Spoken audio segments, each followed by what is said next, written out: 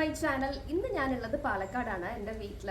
അപ്പോൾ നിങ്ങൾ ടൈറ്റിലിൽ കണ്ട പോലെ ഒരു ഇഡലി കഥയാണ് ഞാൻ പറയാൻ പോകുന്നത് കേട്ടോ. അപ്പോൾ നമ്മൾ പോകുന്നത് എങ്ങോട്ടാന്ന് വെച്ച് കഴിഞ്ഞാൽ പാലക്കാടുള്ള രാമശ്ശേരിയിലേക്കാണ്. രാമശ്ശേരിയിലാണ് രാമശ്ശേരി ഇഡ്ഡലിക്ക് റീസെൻ്റ് ആയിട്ട് GI ടാഗിന് വേണ്ടി അപേക്ഷിച്ചിരുന്നു 2020. അപ്പോൾ അത് സൂൺ കിട്ടട്ടെ എന്ന് നമ്മൾ പ്രതീക്ഷിക്കുന്നു. ഈ GI ടാഗ് എന്താണെന്ന് അറിയാത്തവർക്ക് വേണ്ടി ഞാൻ പറഞ്ഞുതരാം. ജോഗ്രഫിക്കൽ ഇൻഡിക്കേഷൻ ടാഗ് എന്ന് പറഞ്ഞിട്ട് സർക്കാർ കൊണ്ടുവന്നിട്ടുണ്ട്. അത് നമ്മൾ ആ പ്രൊഡക്റ്റിനെ, ആ ഒരു ഉൽപ്പന്നത്തെ കുറച്ചുകൂടെ ആൾക്കാരിലേക്ക് എത്തിക്കാനും അതിനൊരു ബ്രാൻഡ് വാല്യൂ കിട്ടാനും വേണ്ടിയിട്ടാണ്. അപ്പോൾ കേരളത്തിൽ നിന്ന് നമുക്കറിയാവുന്ന ആറന്മുള കണ്ണാടി, മറയൂർ ശർക്കര, പാലക്കാടൻ മട്ട, അങ്ങനെയുള്ള പ്രൊഡക്ട്സിനെല്ലാം തന്നെ GI ടാഗ് ഉള്ളതാണ്. അപ്പോൾ ഉടനെ തന്നെ അതിലേക്ക് രാമശ്ശേരി ഇഡലിയും വരുമെന്ന് പ്രതീക്ഷിക്കുന്നു. അപ്പോൾ ഇന്ന് നമ്മൾ പോകുന്നത് ഈ പറഞ്ഞ രാമശ്ശേരിയിലേക്കാണ്, രാമശ്ശേരി ഇഡ്ഡലി കഴിക്കാൻ വേണ്ടിയിട്ട്. അപ്പോൾ നമുക്ക് പോവാം. 4 മണിക്ക് ഇന്ന് അമ്മ പഞ്ചാമൃതവും അടപ്പായസം ഉണ്ടാക്കിയിരുന്നു. നമുക്കിപ്പോൾ രാമശ്ശേരിയിൽ പോയിട്ട് ഇഡലി കഴിക്കാനുള്ളത് കൊണ്ട് വന്നിട്ട് കഴിച്ചോളാം എന്ന് വാക്ക് കൊടുത്തിട്ടാണ് ഞാൻ വീട്ടിൽ നിന്ന് ഇറങ്ങിയത്. എൻ്റെ വീട് ചിറ്റൂരാണ് കേട്ടോ. അപ്പോൾ ചിറ്റൂരിൽ നിന്ന് എലപ്പുള്ളി വരെ ഒരു 11-12 കിലോമീറ്റർ ദൂരമുണ്ട്. അങ്ങോട്ടേക്ക് എത്തുന്ന സമയം കൊണ്ട് രാമശ്ശേരി ഇഡ്ഡലിയുടെ കഥ ഞാൻ പറഞ്ഞുതരാം. പാലക്കാട് ഹിന്ദു മുതലിയാർ എന്ന് പറഞ്ഞൊരു സമുദായമുണ്ട്. ഈ മുതലിയാർ എന്ന് പറഞ്ഞ സമുദായത്തിൽ പെട്ടവർ ശരിക്കും നെയ്ത്തുകാരാണ്. അതുപോലെ തന്നെ അവർ ഇവിടെ ഉള്ളവരായിരുന്നില്ല. അവർ തമിഴ്നാട്ടിലെ തിരുപ്പൂര്, തഞ്ചാവൂര്, കാഞ്ചീപുരം ഇങ്ങനെയുള്ള സ്ഥലത്തു നിന്ന് ഇങ്ങോട്ടേക്ക് വന്ന് താമസിച്ചവരാണ്. അപ്പോൾ ഇവരാണെങ്കിൽ ആദ്യകാലത്തൊക്കെ നെയ്ത്താണ് ചെയ്തിരുന്നെങ്കിലും പിന്നെ അവരുടെ വീട്ടിൽ തന്നെ ഇഡലികൾ ഉണ്ടാക്കി വിൽക്കാൻ തുടങ്ങി.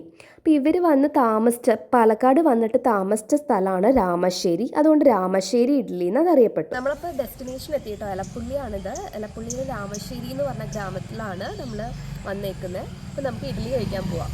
ഞങ്ങളാണെങ്കിൽ വണ്ടി പാർക്ക് ചെയ്തിട്ട് നടന്നാണ് പോയത്.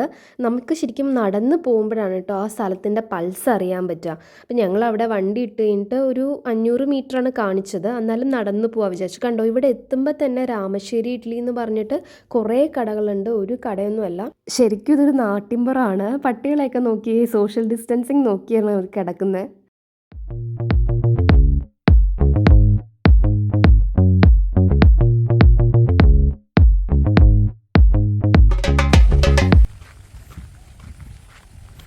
അങ്ങനെ നടന്ന് നമ്മൾ അവിടെ എത്തി. കടയുടെ ഓപ്പോസിറ്റ് ഒരു കുറച്ച് സ്ഥലം ഉണ്ടായിരുന്നു. ഗ്രൗണ്ട് എന്ന് പറയാനില്ല, അവിടെ കുട്ടികൾ ഫുട്ബോൾ കളിക്കുകയായിരുന്നു കേട്ടോ ഞങ്ങൾ ചെല്ലുമ്പോൾ. ഇതാണ് നമ്മുടെ ഇഡലിക്കട. ശ്രീ സരസ്വതി ടീ സ്റ്റോൾ എന്നാണ് പേര്. പിന്നെ ഇത് നടത്തുന്നത് ഒരു ലേഡിയാണ് കേട്ടോ, ഭാഗ്യലക്ഷ്മി അമ്മ എന്ന് പറഞ്ഞിട്ട്. അവരാണ് അതിൻ്റെ പ്രൊപ്രൈറ്റർ. ഞങ്ങളവിടെ ചെന്നപ്പോൾ ഫാമിലി ആയിട്ട് ആൾക്കാർ കഴിക്കാൻ വന്നിട്ടുണ്ട്. 2 സെറ്റ് രാമശ്ശേരി ഇഡ്ഡലിയാണ് പറഞ്ഞത്. സാധനം വന്നു. ഇങ്ങനെ ദൊഡലിയാണ് കേട്ടോ, ദോശയുടെയും ഇഡ്ഡലിയുടെയും കൂടെ ഒരു കോമ്പിനേഷനാണ് അതിൻ്റെ ഷേപ്പ്. ഒരു സെറ്റ് രാമശ്ശേരി ഇഡ്ഡലി എന്ന് പറയുമ്പോൾ അതിൽ 4 ഇഡ്ഡലി ഉണ്ടായിരുന്നു. അതുപോലെ തേങ്ങാ ചട്നി, ഇഡ്ഡലിപ്പൊടി ഉണ്ട്, സാമ്പാർ, അതുപോലെ ഒരു തക്കാളി ചട്നി. എനിക്ക് തേങ്ങാ ചട്നിയും ചമ്മന്തിപ്പൊടിയും വലിയ ഇഷ്ടമായതുകൊണ്ട് ഞാൻ വേറെ ഒന്നും എടുക്കാതെ അത് 2 കൊണ്ടാണ് കഴിച്ചത്. പിന്നെ ചമ്മന്തി പൊടി ആർക്കെങ്കിലും വേണമെന്നുണ്ടെങ്കിൽ അത് അവിടെ ലൂസായിട്ട് വിൽക്കുന്നുണ്ട്, നമുക്ക് അവിടെ നിന്ന് വാങ്ങിക്കാൻ പറ്റും. പിന്നെ ടേസ്റ്റ് ഉണ്ടോ, ഇഷ്ടപ്പെട്ടോ എന്നൊക്കെ ചോദിക്കുകയാണെങ്കിൽ എനിക്കിഷ്ടമായി. അതുപോലെ ഇവിടെ പുറത്തേക്ക് പേര് കേട്ടിട്ട് ഒരുപാട് പേര് വേറെ ജില്ലകളിൽ നിന്നെല്ലാം കഴിക്കാൻ വരുന്നുണ്ട് കേട്ടോ. അപ്പോൾ ഓരോരുത്തരുടെ പേഴ്സണൽ ടേസ്റ്റാണ് അല്ലേ, നമുക്ക് പറയാൻ പറ്റില്ല. ഞാൻ ഓവർ ഹൈപ്പ് ഒന്നും തരുന്നില്ല, പക്ഷെ ഫുഡ് നല്ലതാണ്. വേറൊരു കാര്യം ഞാൻ ശ്രദ്ധിച്ചത്, അവരുടെ മെനുവിലുള്ള ഐറ്റം ഈ ഇഡലി മാത്രമാണ്. നമ്മൾ സാധാരണ ടീ സ്റ്റോൾ പോലെ ചായ, കാപ്പി, വേറെ കടിയൊന്നും ചോദിച്ചാൽ അവിടെ നിന്ന് കിട്ടില്ല. അപ്പം ഞാൻ ആദ്യം ചോദിച്ചപ്പോൾ അവർ ഇല്ല പറഞ്ഞെങ്കിലും നമ്മൾ ചോദിച്ചതല്ലേ എന്ന് പറഞ്ഞിട്ട് ചായ ഇട്ട് തന്നു. നമ്മൾ ഇഡ്ഡലി കഴിച്ചിറങ്ങിയതും എൻ്റെ തൊട്ട് ഓപ്പോസിറ്റ് തന്നെ ഒരു അമ്പലം ഉണ്ടായിരുന്നു. മന്നത്ത് ഭഗവതി ക്ഷേത്രം എന്നാണ് അതിൻ്റെ പേര്.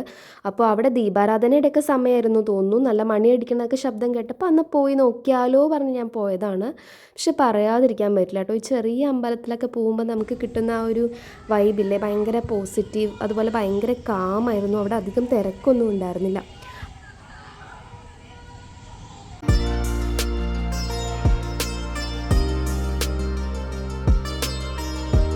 അപ്പം ഞാൻ കയറി തൊഴുതു, പ്രസാദമൊക്കെ കിട്ടി. അമ്പലത്തിൻ്റെ കോമ്പൗണ്ടിൽ നിന്നാണ് ഞാൻ ഈ ഷോട്ട് എടുത്തത് കണ്ടോ. തൊട്ട് ഓപ്പോസിറ്റാണ് ചായക്കട. പിന്നെ അവിടെ നിന്ന് നേരെ നോക്കുമ്പോൾ ഒരു ഗ്രൗണ്ട് ഉണ്ട്. നമ്മൾ വന്ന സമയത്ത് അവിടെ കുട്ടികൾ കളിക്കുന്നുണ്ടായിരുന്നില്ലേ, അവരുടെ കളി ഇപ്പോഴും കഴിഞ്ഞിട്ടില്ല. ഒരു ഭയങ്കര കാര്യമായിട്ട് ഫുട്ബോൾ കളിക്കുകയാണ്. പിന്നെ അവിടുന്ന് നേരെ ഇറങ്ങി റോഡിൻ്റെ സൈഡിൽ നിൽക്കുമ്പോഴാണ് വണ്ടികൾ പോകുന്നത് കണ്ടത്. ഞാൻ പറഞ്ഞില്ലേ ഈ റോഡിൽ കൂടെ വലിയ വണ്ടികൾ പോകും, പക്ഷെ സൈഡ് കൊടുക്കാനൊക്കെ ബുദ്ധിമുട്ടുണ്ടാവുന്നേ ഉള്ളൂ. എല്ലാ വണ്ടിയും തന്നെ പോകുന്നുണ്ട് കേട്ടോ. പിന്നെ ഞാൻ അവിടെ വന്ന് കുറച്ച് നേരം ഇവരെ കളിയൊക്കെ കണ്ടിരുന്നു. ഇവരുടെ ആണെങ്കിൽ ചില്ലറ കളിയൊന്നും അല്ല കേട്ടോ. ലൈറ്റ് കണ്ടോ, മറ്റേ ഫ്ലഡ് ലൈറ്റൊക്കെ വെച്ചിട്ടാണ് കളിക്കുന്നത്. നമുക്ക് നല്ല സന്തോഷം തോന്നി കേട്ടോ. ആൺകുട്ടികളും പെൺകുട്ടികളും ഉണ്ട്. ആ സമയമായിട്ട് ഒരു ഭയങ്കര സ്പിരിറ്റിലാണ് കളിക്കുന്നത്.